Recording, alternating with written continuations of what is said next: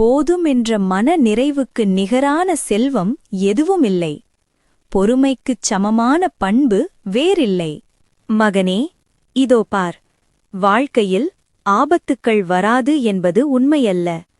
துன்பங்கள் எப்போதும் தொடரத்தான் செய்யும். ஆனால் அவை நிலைத்து நிற்காது.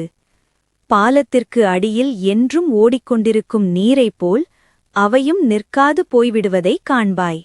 அஞ்ச வேண்டாம். மனிதப் பிறவி துன்பங்கள் நிறைந்தது. எனவே எதையும் தாங்கிக் கொள்வதே சிறந்தது. இறைவனின் நாமத்தை சொல்லிக் கொண்டே துன்பங்களை பொறுமையாக சகித்துக்கொள். அவனவன் செய்த வினையின்படி அனைத்தும் காரண காரியத்துடன் நிகழ்வதால் எது நடந்தாலும் அதனை பொறுமையுடன் தாங்கிக் கொள்ள வேண்டும். முன் வினை பயனை இப்பிறவியில் செய்யும் கர்மங்கள் சமன்படுத்துகின்றன. நற்செயல்கள் புரிவாயானால் அதனால் உன் தீவினை பயன் தீர்ந்துவிடுகிறது. பிரார்த்தனை, நாமஜபம், இறைவனைப் பற்றி சிந்தித்தல் முதலியவை தீவினை பயனை அழித்துவிடுகின்றன. துன்பங்களால் நொந்து கிடக்கும் உன் உள்ளத்தை இறைவனிடம் திறந்து காட்டு.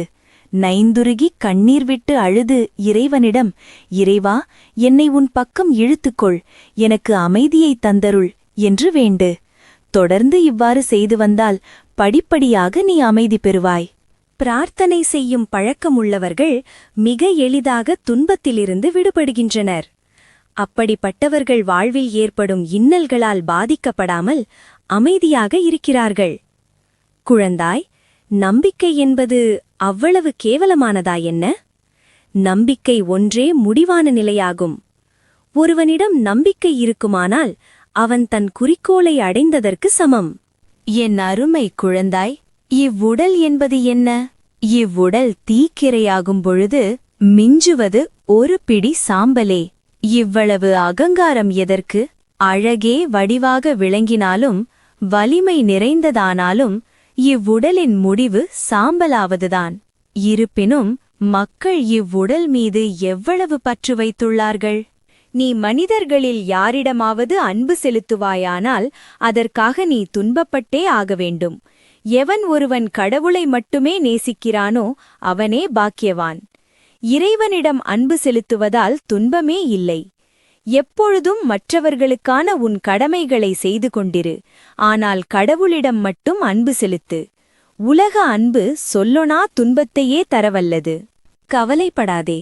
அலைபாய்வது மனத்தின் இயல்பு.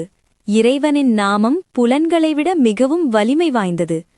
உன்னை பாதுகாத்து வரும் ஸ்ரீ ராமகிருஷ்ணரை எப்பொழுதும் நினைவில் கொள். ஷீடர்: அம்மா, அவ்வப்போது என் மனம் அமைதியற்று தவிக்கிறது. சிற்றின்பங்களை நாடுகிறது. அது என்னை பயமுறுத்துகிறது. பயப்படாதே. கலியுகத்தில் மனத்தால் செய்யும் பாவம் பாவமே இல்லை. இதனால் ஏற்பட்டுள்ள மனத்துயரை நீக்கிவிடு. பயப்பட தேவையில்லை. அன்பின்றி இறைவனை உணர முடியாது. ஆம், இறைவனை அடைய தேவையானது உண்மையான அன்பே. ஒரு முறையாவது உள்ளன்புடன் ஸ்ரீ ராமகிருஷ்ணரிடம் பிரார்த்தனை செய்தவர்கள் எதற்கும் அஞ்சத் தேவையில்லை. இந்த உடலில் வசிக்கும் வரை உண்மையான இன்பத்தை அடைய முடியாது. உலகம் துன்பமயமானது. இன்பம் என்பது வெறும் வார்த்தை அளவில் இருப்பதுதான்.